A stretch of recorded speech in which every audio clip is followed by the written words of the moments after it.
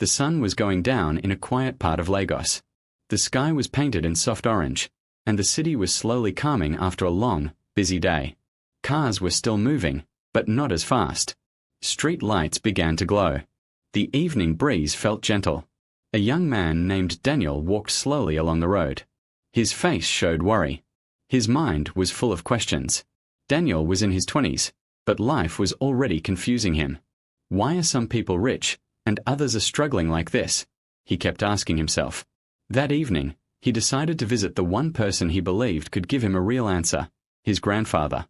His grandfather, Mr. Thompson, was known in the family as a wise man. Not just because he had money, but because he understood life. When Daniel got to the house, he saw his grandfather sitting outside on a chair, watching the sunset quietly. "Grandpa," Daniel said softly. Mr. Thompson looked up and smiled. "Daniel, you look troubled. Come, sit."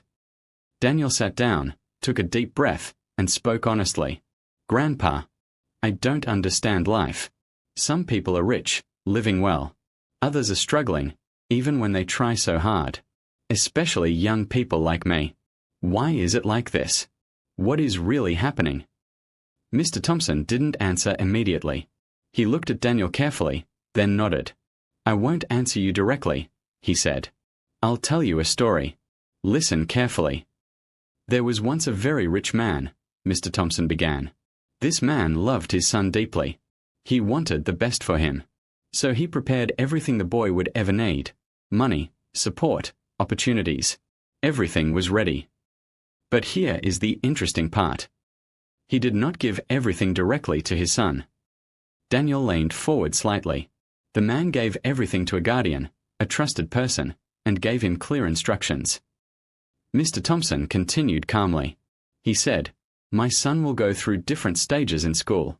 At each stage he reaches and completes, give him a portion of what I have prepared for him." So the guardian held everything, but could not release it all at once. Daniel frowned. So the boy didn't know about this. Mr. Thompson shook his head. "No, he didn't." The boy started school.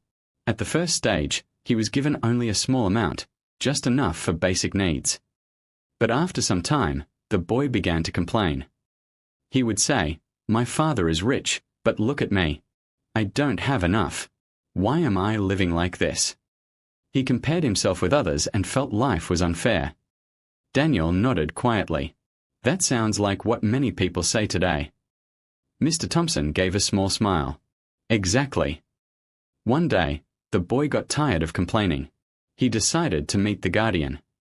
He asked, "Please tell me the truth. If my father is rich, why am I struggling like this?" The guardian looked at him and said, "Your father did not forget you. In fact, he prepared more for you than you can imagine." The boy was surprised. Then the guardian explained everything. "I was instructed to release your inheritance in stages. Every level you reach gives you access to a new portion. Right now, you are only receiving what your current stage allows." Daniel's eyes widened. So, the boy wasn't actually poor. Mr. Thompson shook his head. "No, he simply had not reached the level that unlocks more." The guardian added. Mr. Thompson continued, "If you want more, don't just complain. Grow. Move forward. Reach the next stage. That is where your next portion is waiting." There was silence between them. The evening grew deeper. The sounds of Lagos slowly faded into the night. Daniel sat still, thinking deeply. Then Mr. Thompson looked at him and spoke clearly. "Life is like that school. Every stage you are in is a version of you. And every version attracts a certain level of results: money, opportunities, and growth." Daniel spoke softly, "So if someone is not getting much..." Mr. Thompson completed it. "It's often because their current level can only attract that." Daniel looked down at his hands. "So what should a person do?" Mr. Thompson leaned forward slightly. "Stop complaining. Start growing. Improve yourself.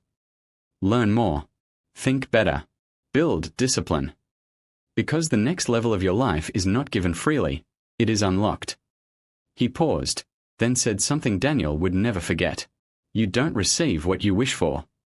You receive what your current level can carry." Daniel felt something shift inside him.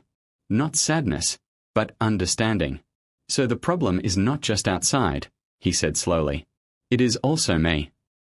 Mr. Thompson smiled. Yes.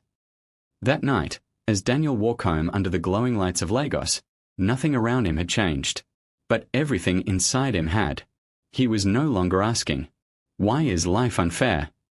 Now, he was asking, "What level do I need to grow into next?"